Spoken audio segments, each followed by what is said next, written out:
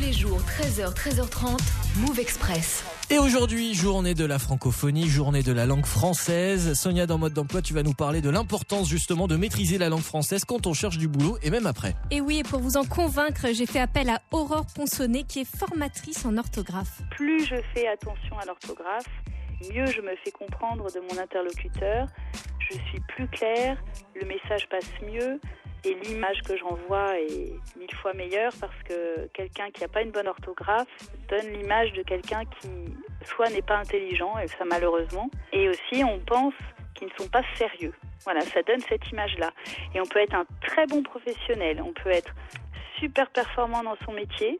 Si on écrit un email pour rendre compte de ce qu'on a fait et cet email comporte des erreurs, eh ben on va dire que cette personne-là n'est pas sérieuse. Alors ça, c'est vrai quand on est en poste, mais aussi, vous l'imaginez bien, quand on cherche du boulot.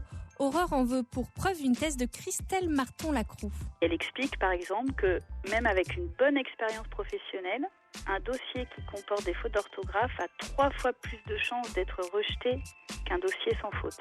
Et elle explique aussi dans sa thèse que dès la première erreur relevée, il y a un risque de rejet d'une candidature. Donc c'est très important de se relire et de faire aussi relire par des personnes de son entourage. Alors vraiment, pensez-y avant d'envoyer la moindre candidature, la moindre lettre de motivation. Relisez-vous bien. Le zapping et la rapidité, c'est l'ennemi juré de l'orthographe, parce que l'orthographe nécessite une relecture. Même ceux qui maîtrisent parfaitement l'orthographe peuvent laisser des coquilles, des erreurs, parce que quand on lit son propre texte, on est concentré sur le sens et on en oublie la forme. Ça nous est tous arrivé de laisser un mot en trop, un mot en moins. On a oublié un mot, mais comme votre cerveau compense, tous les petits trous dans votre phrase vont être compensés par votre cerveau qui sait vouloir dire ça.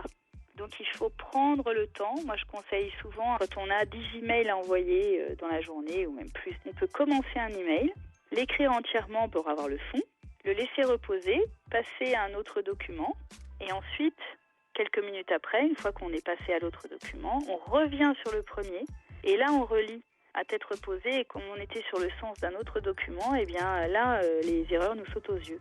Et puis autre conseil pour éviter les fautes, classique mais il n'y a pas mieux, le dictionnaire. Il y a des applications maintenant qui existent, donc pas besoin de se balader avec un gros dico dans le sac et voilà, on peut tout vérifier dès qu'on a le moindre doute. Et puis un truc très sympa pour s'entraîner, très bien foutu, c'est l'entraînement en ligne du projet Voltaire.